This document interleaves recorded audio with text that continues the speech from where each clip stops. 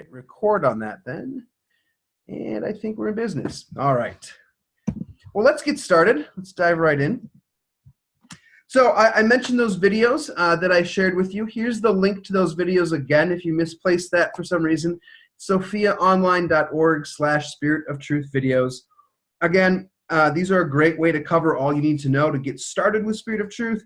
We'll review some of the basics covered in these videos, but they're really the best resource to get all the information on the structure, the content, organization, pacing, the Catholic identity, an in-depth exploration of the parts of the lesson plan, and so forth. They really cover everything you need. We'll review some of that information and really hit home some key points, but those are a great way to get the full perspective. To that end, as well, in your teacher's guides, and you can turn directly to this page right now if you want to see it, it's in the Roman numeral pages at the very beginning of your teacher's guide. So like the first handful of pages after the table of contents, you'll find a quick start guide. A lot of the information covered by the video series, and that we'll spend a little bit of time talking about today, is also covered in writing in that quick start guide, located at the front in those Roman numeral pages. Okay? So please read those, reread those pages often, refer back to them often if you have questions. They're a great way to get started and to have a refresher on how some of this works in our curriculum. Okay, that 40,000-foot view of Spirit of Truth. First of all, we think Spirit of Truth is unique. It's different than your typical religion textbook that's available out there. And what makes it different, I think, is its lesson plan based format. This is different than what you usually find in a religion textbook, which is typically just page after page of reading that students will read day in, day out, and then answer a handful of questions at the end of that day's reading, and then do the same thing the next day. And then the teacher's guide gives you kind of the bare bones structure of maybe something that's mildly interesting to do with your students, and that's about it. And what we really wanted to do is to give you full lesson plans from start to finish that you can follow exactly as we've written them, or that you can adapt to your own teaching style and unique context. And so what that ended up turning into was approximately 150 days of full lesson plans from start to finish per grade level. And I say approximately 150 because some grades have, maybe 148, and another grade might have 151. So it's roughly 150 per grade level, but that gives you essentially a full school year of lessons that you can follow start to finish. All of our lessons are also rooted in Scripture and the Catechism of the Catholic Church. I'll say a little bit more about that as we go here. But you can be confident that the teaching that you encounter over the course of this curriculum is the authentic teaching of the Catholic Church, as found in the Catechism and in the Word of God. All of our lessons were written by current or former teachers and were teacher tested, so that you can be confident that the strategies that you're encountering in the curriculum really come from a place of experience. A quick flip through our textbooks as well should reveal that we use a lot of sacred art. That's actually one of the more unique things of our textbook, is the use of beauty as a pedagogical tool and as a means of evangelization. You're not going to find anywhere in our pages pictures of kids wearing turtlenecks and bell-bottoms that are going to instantly date what students are seeing in their textbooks, right? Instead, we use images that are truly beautiful because, of course, our God is truth and goodness and beauty itself, right? And so when we encounter something that is true and that is good and that is beautiful, we are actually encountering God himself. And so the use of sacred art and beauty is a unique and powerful way to introduce kids to Jesus, to his church, and to invite them into relationship. We also have given you background essays at the beginning of every unit and ongoing support throughout the lessons, really to help give you a firm foundation to be able to proficiently speak about the content of our faith. To that end as well, we've designed the curriculum to focus not only on head knowledge, but also on heart knowledge. It's one thing to know a list of facts about Jesus, right?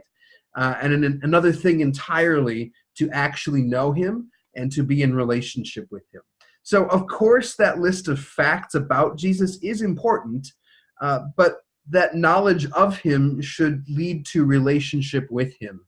And so we focus not only on that head knowledge, but also on heart knowledge throughout the curriculum, and hopefully given you the tools to extend a meaningful invitation to the Catholic faith to your students. Any questions about that 40,000-foot overview of the curriculum before we dive into kind of the nuts and bolts of a lesson? No, we're good. Thanks. Okay, great. Well then, let's take a look at one of the lessons. If you want, in your teacher's guide, if you'd like to follow along at home, you can turn the page to Unit 1, Lesson 1 if you'd like, or you can pick a random lesson throughout the textbook. It doesn't matter. They're all structured roughly the same way. Unit 1, Lesson 1 in most of your textbooks is going to be a sacred art lesson. Most units begin with a sacred art lesson, and so those are going to all look very similar. But every lesson begins with an overview page, which looks something like this. So everyone should, if you're looking in your own textbooks, you should see a page that looks similar to this. Might be in different colors. This one happens to come from our second grade textbook. And what you're going to find on the overview page, first of all, is a set of learning goals for the lesson. And these are simple bullet-pointed statements, really kind of the objectives of what we would expect students to know or reasonably be able to articulate in some way by the end of the lesson. You'll also find on the box on the right-hand side there a list of the connections to the Catechism of the Catholic Church. These are the catechism references that form the doctrinal foundation of the lesson. These are great opportunities for you as well, if you need to or want to go back to these catechism references and read them on your own for inspiration or for a foundation in what is being taught in the lesson. There's also a list of key vocabulary that students will encounter in the lesson right up front. What you'll find in the student workbook, we've given you in the at the beginning of every unit in the student workbook is a glossary of vocabulary. So we've given you individual glossaries at the beginning of each unit for students to see the vocabulary from that particular unit. At the bottom of the overview page are the biblical touchstones. These are the scripture references, the scripture foundations for the lesson. In most cases, these are scripture passages that students will either be reading themselves over the course of the lesson or have read to them, or that they'll be analyzing and working with in some meaningful way. So we've firmly rooted the lesson in the Word of God. If you turn the page from the overview page, so turn the page wherever you're looking in your books right now, you'll find the first page of the lesson. It doesn't matter what lesson you're looking at. And you'll see at the top of this page is the materials bar. This is what we call it. It's the shaded box there. And what you'll find here is all of the materials that you'll need in order to effectively teach the lesson that follows it, okay? In most cases, what it's going to list for you are the student workbook pages that students will be looking at and working with over the course of the lesson. But it'll also tell you if there's anything else that you need, okay?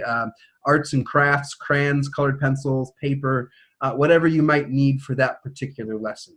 So if you zoom in here, what you see, the materials, it'll say you need the Boulevard Montmartre Spring, which is a painting from this sacred art activity.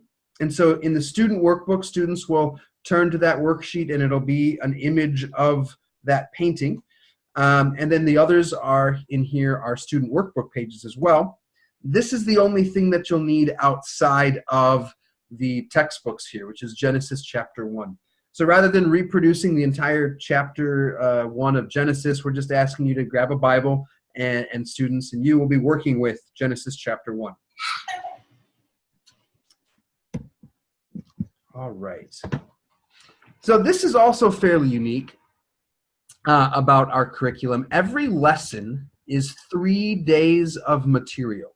Okay, every lesson is 3 days of material. So what that practically turns into is that you have about 50 lessons, 50 3-day lessons in every grade level.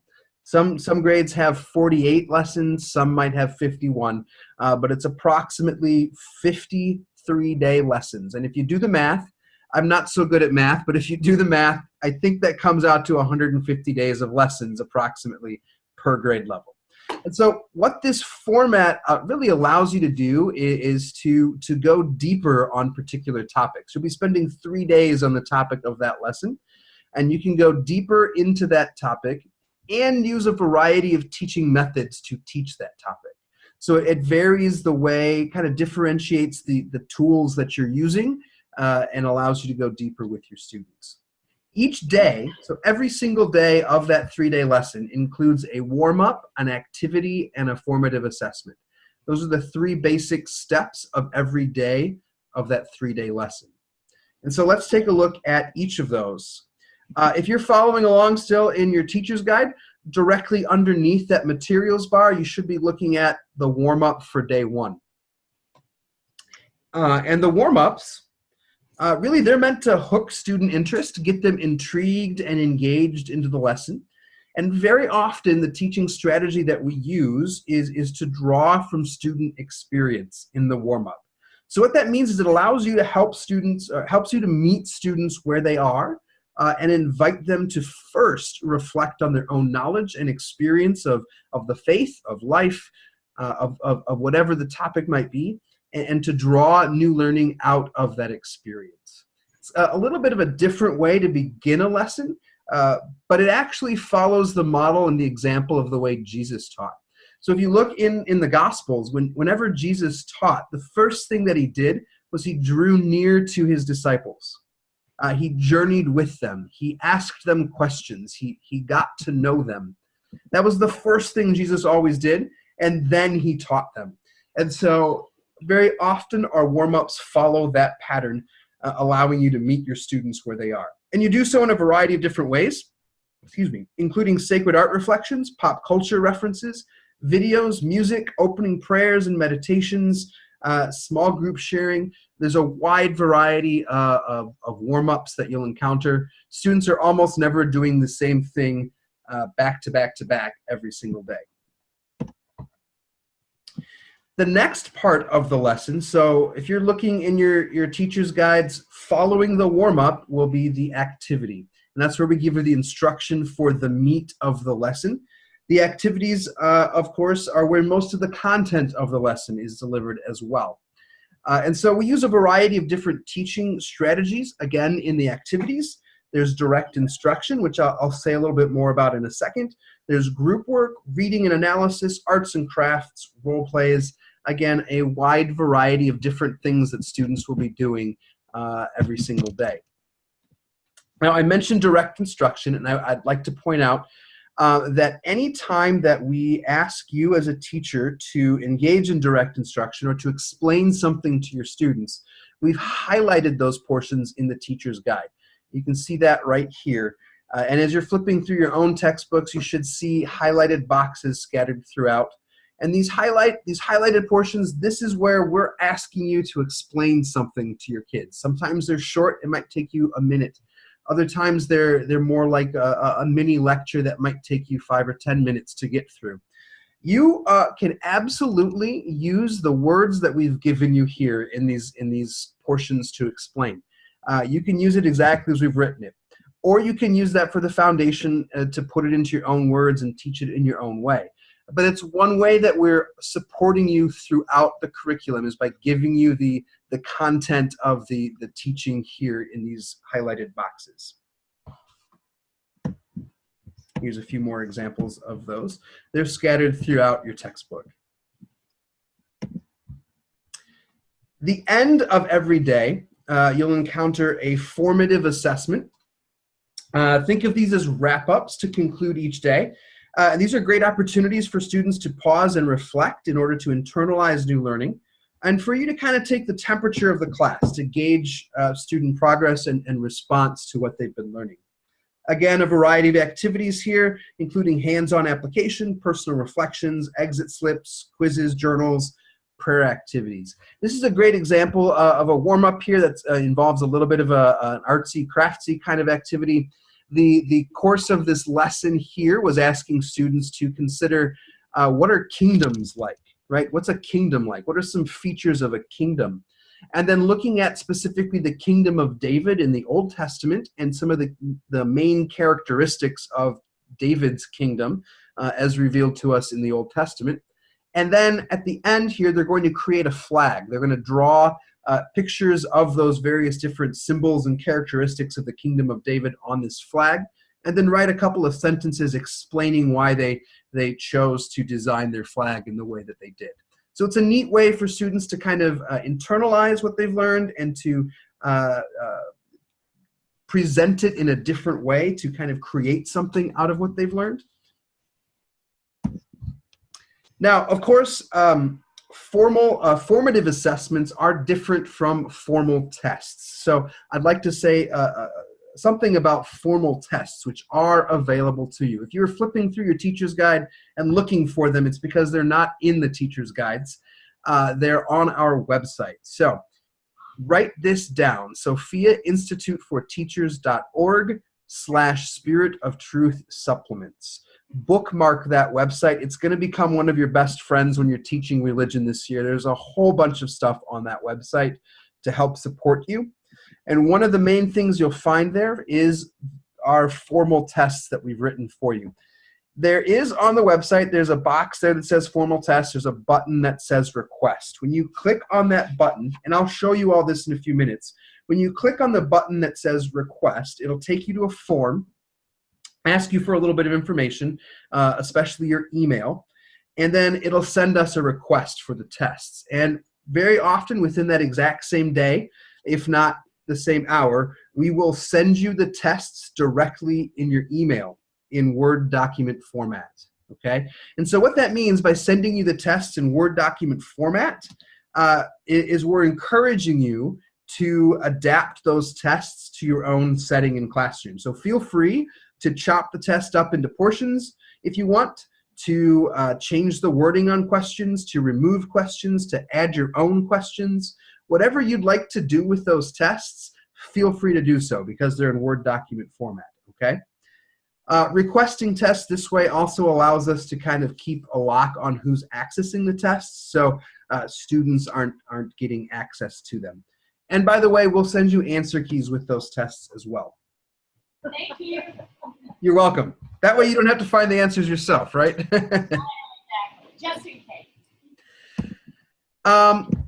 If you're still looking at your teacher's guides, you'll notice that in the margins of the teacher guide, there are thumbnails, small images of the student workbook pages, okay?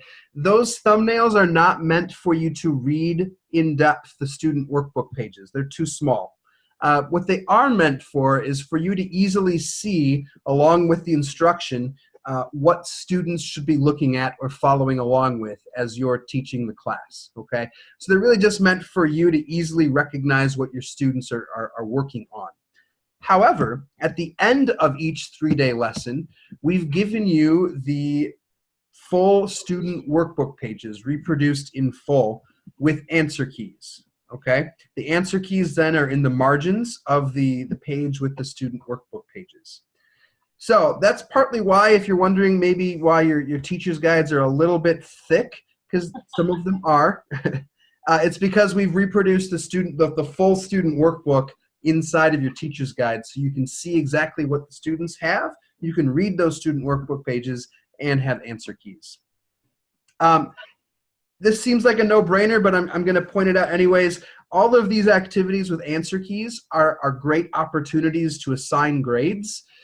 So especially the worksheets that might have right or wrong answers, great opportunities to assign your students grades. You can always assign completion grades for reflection activities as well. So feel free to assign grades to your students using these worksheets and activities from the student guide.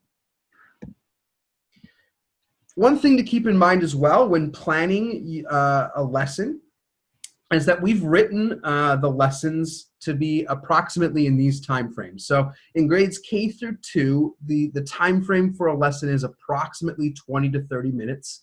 In grades 3 through 5, it's approximately 30 to 40 minutes. And in grades 6 through 8, 40 to 50 minutes. Now, those are approximations. Every classroom is different. Every teacher is different. Every group of students is different. So you may find that some of the 20 to 30 minute lessons take you 15 minutes instead, or you may find that they take you 30 to 35 minutes instead. It does vary. I want to encourage you, however, to feel free to adapt the lessons that we've given you to your own setting. So if you find that you're spending a little bit more time on one activity, feel free to do the warm-up one day and the activity the next on that particular lesson. It's okay to draw that out if good quality learning is occurring. The curriculum is meant to be adaptable, and I'm going to say a few more words about that in a few minutes, but don't be afraid to do things like that and to adapt the curriculum to your own teaching style and needs. I'm going to pause right here for a second before we kind of shift gears a little bit. Are there any questions about the nuts and bolts, the nitty-gritty of how a lesson is structured? No, we're good. You're good? We're good. Okay. Is everybody still awake? Yes. Okay, good. I can talk a lot, so it's sometimes I don't want you guys to fall asleep. Do you guys remember the story of St. Paul preaching for like 5 hours one night? And the kid that was listening to him fell asleep and fell out a window and died. It's in the Bible. Sometimes I feel like that. So let me know. Okay, Mike, can you bring us back? Can I? For what? Like Paul. Oh, if I'm not that talented. Work on it. I'll leave that to Jesus. How's that sound? All right, I guess I have to accept that. Okay, I'm going to shift gears just a little bit here. We're still going to be talking about the lessons, but I want to say a little bit more about why we think that Spirit of Truth is unique and really emphasize this, I think, super important point. And really, this slide and the next slide, if this is the only thing that you remember from this orientation today, then I feel like I'll have earned my pay today, okay? This is that important, okay? In fact, and I'll say this, what little, if you want to call it negative feedback that we've had in the past year or so of teachers using the curriculum, what little there's been has always been connected to some kind of misunderstanding about this point here. So I really want to drive this point home to you guys, okay? And that's really that the lesson plan based format is different from most other religion textbooks. It is different and maybe different than you're used to teaching like. Instead of relying on the student textbook to deliver the majority of content through day after day of readings, the Spirit of Truth student workbooks and the teacher's guides, they work together to create a full and interactive lesson experience for your students, okay? One is incomplete without the other. You need both. So very often, sometimes if you're reviewing a textbook or looking at something, you'll pick up the student workbook and look at that and think that's the whole package. That is not the case here. If all you've ever looked at is the student workbook, you've honestly missed probably half of the curriculum, okay? Because the curriculum is intentionally designed to be interactive, relational, and incarnational. And I'm gonna say a little bit more about what that really means, okay? Interactive and relational, Spirit of Truth works best when you, the teacher, uses the instruction given in the teacher's guide to interact with your students and to engage directly in the learning by building relationships with your students. It goes back to that teaching as Jesus taught, okay? That is our guide for this entire curriculum, is to engage, to interact with your students, and to build relationship with them. Because honestly, that is going to speak more to your students than 80% of what you say to your students, right? What is it that they say? Communication is 80% body language, right? And I think that's really true, that relationship that we build, that bond of trust that we form with our students says a whole lot more than what we actually say to them. So we really want to encourage you to interact with your students throughout this curriculum. And when I say that it's incarnational, this kind of up close and personal teaching really is incarnational. Of course, the incarnation is when the Son of God assumed a human nature, became man in the person of Jesus Christ. God drew near to us in the incarnation. He entered into relationship with us. He taught us, showed us his love, saved us from sin by dying on the cross and rising from the dead. So obviously we're not Jesus, but we can follow his example. And so the best way to teach about our Catholic faith really is to teach as Jesus taught. And we hope that this interactivity, the relational kind of motivation, and that incarnational aspect of the curriculum is reflected in the teacher's guides and the design of the student workbooks as well. So in the teacher's guides, you see step-by-step instruction, which you can follow exactly as we presented it to you if you want, or you can adapt to your own teaching style. I'll say a little bit more about that in a second, but we've given you full content for every day of the year. In the teacher's guides, you also find major portions of the content delivery. And that's not always done by direct instruction. Some days it is. Some days we're asking you to explain something to kids. But of course, we can deliver content in a lot of different other ways, right? Through readings, through activities, through role plays, you name it. So we've delivered the content in the teacher's guide through the activities that you're going to conduct and lead with your students. Does that make sense? Yes. Okay, I think that's really important to really drive home. The student workbooks, then, you're going to see that the student workbooks contain more than just readings, but also the hands-on activities. So the things that students are going to be doing and not just reading are also included in those student workbooks. And those activities are very often they're teacher-led applications to apply, deepen, and extend the learning. So I can't emphasize this enough. The teacher's guide and the student workbook, they work together to paint a complete picture. We've really written the Spirit of Truth curriculum to be built on a foundation of respect for students and trust in teachers. I think this is super important. First of all, respect for students. We truly believe here at Sophia Institute that students deserve to be respected, that students are actually able to learn, and that when challenged, more often than not, they rise to the challenge. Hopefully you've encountered that in your teaching experience. And so you'll notice that some of the content in our curriculum, it is fairly rigorous, perhaps more so than some of the other religion textbooks out there. But that comes from a place of respect for students' abilities to be students. And we also want to trust you as teachers and honor your vocation as a teacher. And so we've given you material that we truly think that you can teach, but we also want to encourage you to be creative, to use your own expertise as teachers to adapt the material to your own setting, your own teaching style, your own context, because of course you're the expert of your classroom. And so we hope this respect and trust is conveyed in the intentional design of the instruction in Spirit of Truth. So what that practically translates into is when you do encounter readings in the student guides, they are fewer, they're shorter readings, and they're more focused readings. So they're very focused around a specific content or theme rather than just kind of meandering on day after day.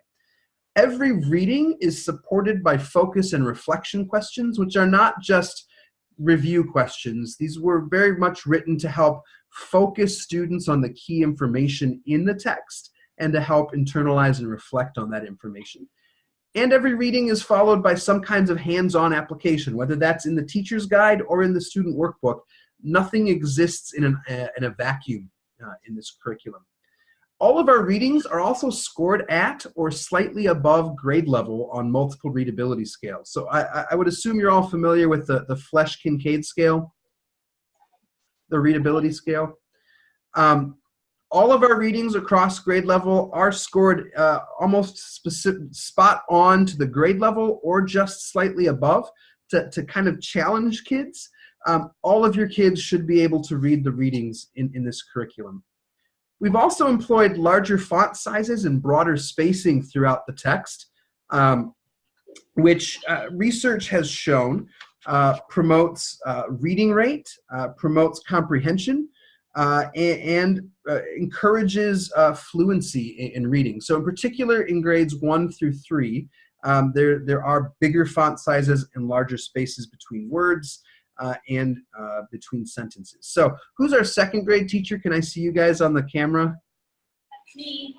Okay, you might have wondered why your book is so large. We do a lot. What's that? We do a lot in second grade. Yeah, there's a lot in there. It is a little large. The main culprit for its size is that larger font size and broader spacing in between words. Because in second grade, your kids are reading better than they were in first grade, or if they were reading at all in kindergarten, right? So there's more to read in second grade, but we wanted to make sure that we promoted fluency over the course of the curriculum. A word about Catholic vocabulary. Of course, some of the words of our Catholic faith can be large, can be intimidating, can be challenging, not only for kids, but for adults as well, especially if we haven't been well versed in the language of our faith. And so we really want Spirit of Truth to help students grow in using that language of our faith. We don't shy away from the big words of our Catholic faith. So words like concupiscence or important ideas like original sin. These are all transubstantiation, for example. All of these things, they're incorporated into our curriculum all along. Not that we're expecting students to drop words like that into everyday conversation, right? I mean, that wouldn't make sense. But it is important, I think, for even younger kids to have encountered the concept and the word, and so that when they do encounter it later as they get older and into adulthood, that it's not a foreign concept to them. I can't tell you, if I had $1 for, when I taught high school, if I had $1 for every time a kid got to high school and told me that they had never heard of purgatory before, and they went through 8 years of Catholic education before that, I'd be a very rich man.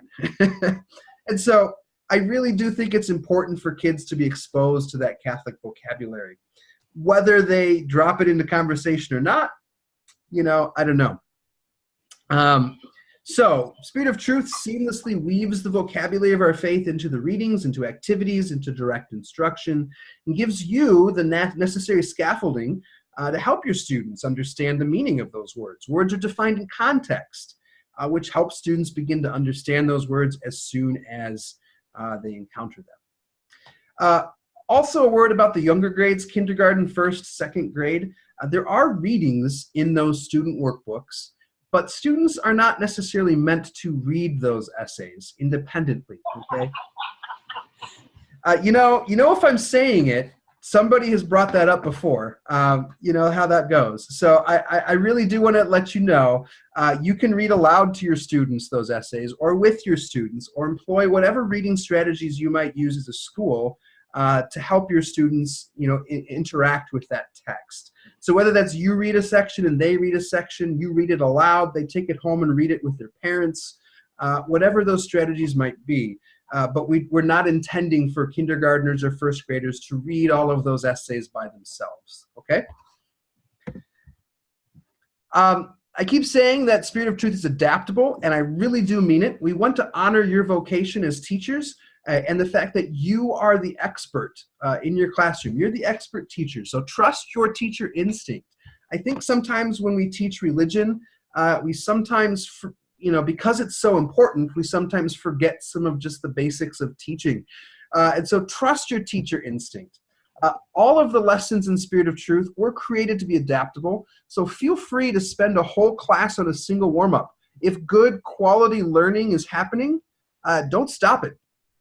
I know the first time I ever used sacred art in a lesson with my students, I projected on the board the painting of the creation of Adam from the Sistine Chapel, where God reaches out and he touches Adam's finger. And I simply just asked my students, what do you see? What stands out to you? We spent 45 minutes talking about that painting, and it was probably the richest conversation I'd ever had with those students up to that point. It was a very powerful class. They got a whole lot out of it. I was impressed by their ability to learn in that way. And I threw out the rest of my lesson plan. I had intended that to take about 5 minutes, but it was such a good conversation. So feel free to spend a whole class on a single warm-up or activity. Extend an activity over 2 days if you need to. Swap out activities for your own tried and true lessons. If you're a veteran teacher and you've got 20 years of great lessons in the pocket, absolutely pull them out and swap out one of ours for yours. Mix and match parts of lessons. Use a warm-up from one day with an activity from the next. Feel free to teach lessons out of order. And don't be afraid of not completing everything either. It's not a race to the finish line. It's about the quality of the learning. And so this is the most important thing, I think, to govern our attitude towards the adaptability of the curriculum, is that always keep in mind quality versus quantity. The quality of the lesson is far more important than getting to the finish line. Thank you. You're welcome. Couple more points here. We're almost done. Spirit of Truth is adaptable. Again, feel free to adapt group activities to be done individually, or adapt individual activities to do in groups. Adapt readings to be done as a whole group, or read aloud to your students, or do all of the above. You can have students read in pairs or small groups instead of individually if you have a class that particularly struggles with reading comprehension this year. Turn written activities into class discussions. That's my favorite teaching tip. When I was a teacher, I would do that all the time. One, because it meant I had less to read at the end of the day. But two, I always thought those class discussions were richer than what my students would end up writing. So don't be afraid to have students respond orally instead of in writing. This is also important. We use a lot of sacred art in the lessons throughout. Feel free to swap out images. If you don't like a particular image that we chose, you don't have to teach with it.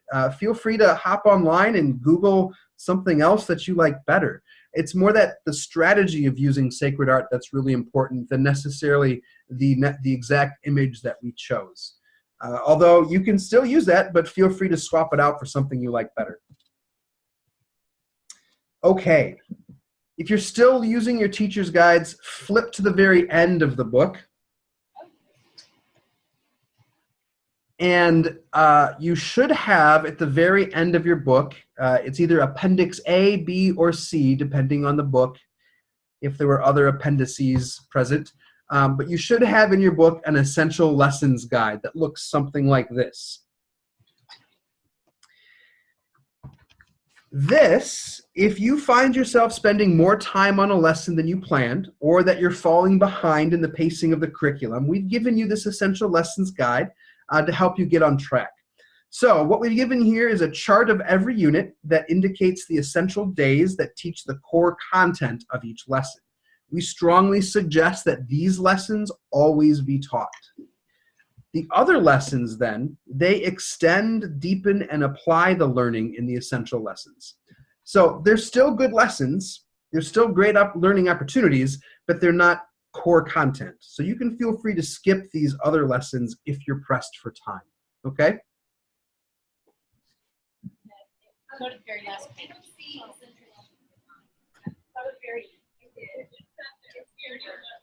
I'm sorry, is that a question? I was having trouble hearing you.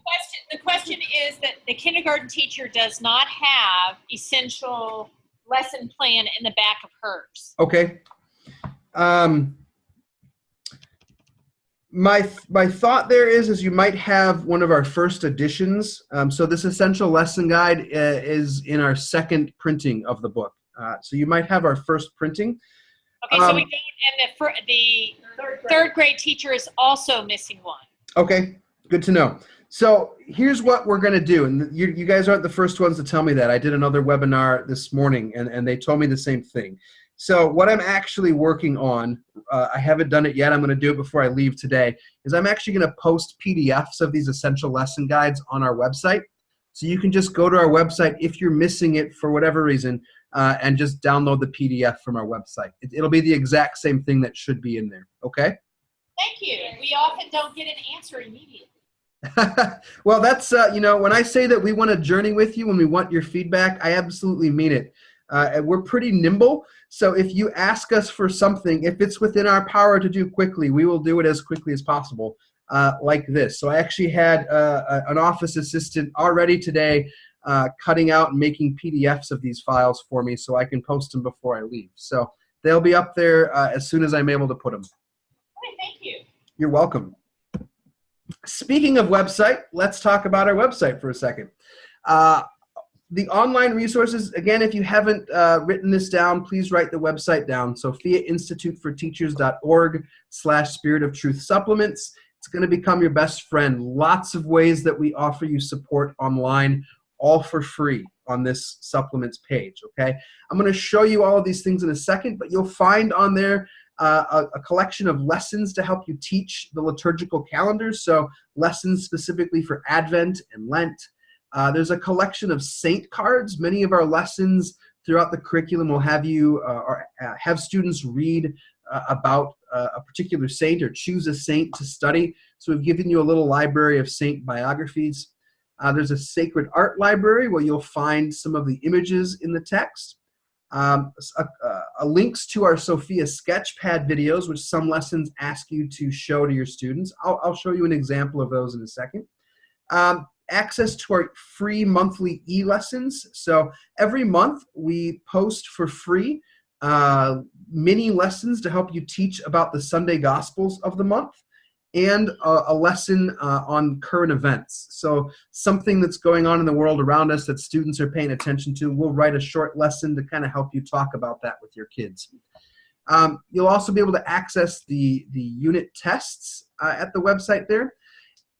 This is also great, the video links. This is why I ask you to bookmark this website. Anytime we ask you to show a video in any of the lessons, so that's actually fairly frequently in some of the grades, links to YouTube videos or things like that. What we've done, instead of just having you type in the URLs yourself, you can go to our webpage and we have all of the links there listed by lesson and page number, and you can just click on the link and take you right to the video. We've also written PowerPoints for every single lesson and every single grade level. And what that means is anytime that we ask you to project something on the screen, on your screen for your students, whether that's a scripture passage or a catechism reference or a quote from a saint or a sacred art image, we've put all of that into a PowerPoint for you to go along with every unit. Let me jump out of this PowerPoint, and I'm going to show you the website real quickly here. Give me 1 second. All right, and it is right here. All right, can you guys see it says Spirit of Truth Supplementary Materials? Yeah. Okay. Just a word about this. We are currently, literally as we speak, working on a refresh of this page. So everything will still be on this page. It's just going to look a little bit cleaner and fresher and more modern and nice looking. Hopefully, sometime within the next week, that change will go into effect. Okay, so if you bookmark this and go to it, next week and it looks different, that's why. But everything will still be there. So you see here at the top, free lessons for the liturgical year. These are our Lent 2018 lessons. I'll show you what that looks like real quickly. These lessons are always connected to the Gospels for the month, and we build the lessons around the Gospel. So these are free downloads. We give you the text of that Sunday Gospel, a few questions to help kind of break that open, and then an activity to kind of go along with the theme of the gospel for that week. So this was, I think, our Ash Wednesday lesson. It gives you an essay to help teach about what Lent is and some of the terms of Lent and so forth. And I think there's a little reflection in here about prayer, fasting, and almsgiving and so forth. So you can download all of those for free. Let's see, going back. Here's our saint cards that I mentioned. This is a PDF download. It's a collection of biographies of the saints. There's a whole list of them right here of what you'll find in this collection. And you scroll down, and they all pretty much look like this. There's a picture of the saint, some information about when they lived and their feast day, and then a biography. You can scroll through all of them. It's a free download. You can print them out. If you guys, I don't know what sort of technology you have at your school. If you have like a Blackboard or a Smartboard or some kind of Dropbox feature for students, you can put all those in those drop boxes for your kids. Here's our Sophia Sketchpad videos. These are free to watch. Just hit play. And they're the kind of video where the narrator is drawing the picture as he's telling the story or speaking. So we have one, they're on the sacraments. So to understand baptism, we have to recognize how God has used water throughout salvation history. We read about how sinful the world had become during the time of Noah. The world needed cleansing. So God sent a flood of water that washed away all the wickedness and made the world new. So that's what the videos are like. You can show portions of them, all of them. It depends on the lesson. Sometimes we'll ask you to do different things with those videos in different lessons. Are they just on the sacraments? Yes. For now. We'd love to do more, but they, you know, they're a little bit labor intensive to make. So, but right now we have them on the sacraments. You were talking about that there are coloring pages to download. Is that on this page? Coloring pages? I saw that in one of the introductions about we could go to that website that we're on and we could download extra coloring pages, saint cards, things like that. Do you have any? I don't know about the coloring pages. We do have a free monthly lesson that's generally more for like pre-K, maybe kindergarten, called Heavenly Hall of Fame. That usually includes a coloring page of the saints. That was what I heard. Yeah, that might be what you're thinking of, which actually is not currently present on the supplements page, but you can find them from our website. If you go to here under lesson plans, just go to Heavenly Hall of Fame. I like that title. Yeah, it's a great name. And then you can download those for free. You might have to create an account in order to do that, though, for those, but it's free. Okay, thanks. You're welcome. This is also where you request the tests here on our supplements page. So if you click on the request button, this is the form it'll ask you to fill out with your name, email address, your school, and so forth. It'll send us the request, and then we will send you an email back with those tests in it. Here are the external videos. So anytime we ask you to show the video, here are the links directly to those videos. You can just click directly on that kind of blue highlighted link for every grade level anytime there's a video. And then here are the PowerPoints that go along with each lesson. I'll just click on one to show you right now. They look like this. So if there is a sacred art image that goes along with the lesson, that is included in the PowerPoint. Anytime there's a scripture passage, well, within reason, if it's short enough to put on a PowerPoint. Sometimes the longer ones, you might just have to read out loud. But we put the ones we were able to on the PowerPoint slides. So everything you need there in these PowerPoints, there's one for every unit. And, oh, this is cool too. Let me explain this. So I'm still working on these. These will be up as they're complete. I have the first unit of most grade levels posted currently, but they'll get up there before the school year starts, I promise. So what we've done is... Mike, we have a question. Yes. So am I reading this right? There's PowerPoint start in grade 3? That's what's currently posted. I have somebody working on grades 1 and 2 currently, which I'll post as soon as they're ready. Again, this will all be ready for you by the beginning of the school year. I just have to review those before I post them, and then I'll get them up there for you. So is kindergarten going to have any PowerPoints? Yes, I hope so. There's not a lot that we ask you to project in kindergarten, however. Most of the instruction in the kindergarten guide, you know, if it's for sacred art, will ask you to kind of gather the students around and show them like a picture book instead of projecting it.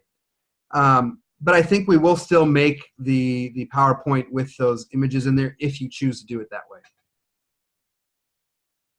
Okay? Oh, I guess. Okay. Sounds a little discriminatory. So let me explain these absent student handouts really quick. Obviously, sometimes kids are absent. They might miss 2, 3, 10 days of class, as it were. And so sometimes it can be a little challenging, particularly in a curriculum that asks you to be very interactive with your students. It can be a little challenging to get them caught up. And so what we've done is any of those kind of like explain boxes that I showed you before, or anytime there's content that we ask you, the teacher, to deliver directly to kids in class, we've created PowerPoint presentations with that content that you can share with kids if they've been absent, and have them go home and review that material with their parents to help get them caught back up, okay? So those are all going to be free downloads right here, which you can click on.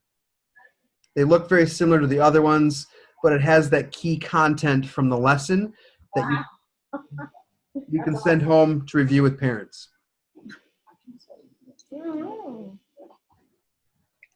Any questions about the website here? No, it's very thorough, and we thank you for giving us so many resources. Oh, you're very welcome. We'd like to give you more, and really the plan is check back often. Bookmark that page, check back often. Like I said, when we get feedback from teachers and something's a great idea that we'd like to roll out and share with everybody else, we'll try to make it happen as quick as possible, and it might just show up on that website tomorrow. So you never know. Check back often. There will be new and fresh updates there whenever possible. If you ever make it to Austin, come and visit us. I would love to. That would be great. I think we've been in Austin doing some workshops. Have you guys been to any of our workshops? Yes. I think we just did one recently there within the last month or so. No. I'm not familiar with that. No? Okay. I thought my colleague, you probably met my colleague, Jose. Yes. Yes. He's a really good friend of mine. We actually grew up in the same church in Rockford, Illinois, many moons ago.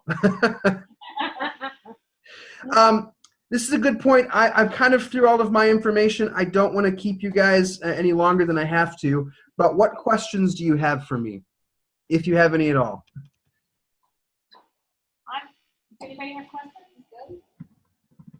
I think we're pretty good. You were very thorough in your explanation, and you've already answered our questions as they've arisen, and we know where to find you. Good. Good. Yes. And please, again, I reiterate, don't be strangers. Drop us a line. Contact me directly through email. Pick up the phone and call me. I'm happy to touch base with you and talk about whatever you need, okay? I'd also love to hear success stories. So if there's good things happening, or you do an arts and craft with your kids that turns out especially well, feel free to take a picture, a video, and shoot it my way. I'd love to see that. If it's especially cool, I might try to share it with other teachers around the country as well. I do plan on staying in contact with you guys over the course of the year as well. Not in an oppressive sort of way, but we're working on it's the last thing you need is another email, right? But we're actually working on trying to put together some kind of a monthly newsletter that'll actually be useful to you guys, with some news and notes about the curriculum, some teaching tips, maybe an interesting article or two, some links to some stuff you could use in the classroom, things like that. I might even start something of a video blog and post for you guys. Who knows? The sky's the limit. So you might see a lot of me. I hope to hear and see more of you guys as well. Oh, well, thank you so much. Thank you. You're welcome. When do you guys start school? First day with kids? Monday. Monday. Holy cow. Well, all right. Then get back into your classrooms. I'm sure you have a lot of work to do. Yes. Thank you so much. You're welcome. Please know of our prayers for you guys and your students, and please keep us in your prayers as well. We will. Thank you. You're welcome. God bless. Bye-bye. Yes. Bye-bye. Bye.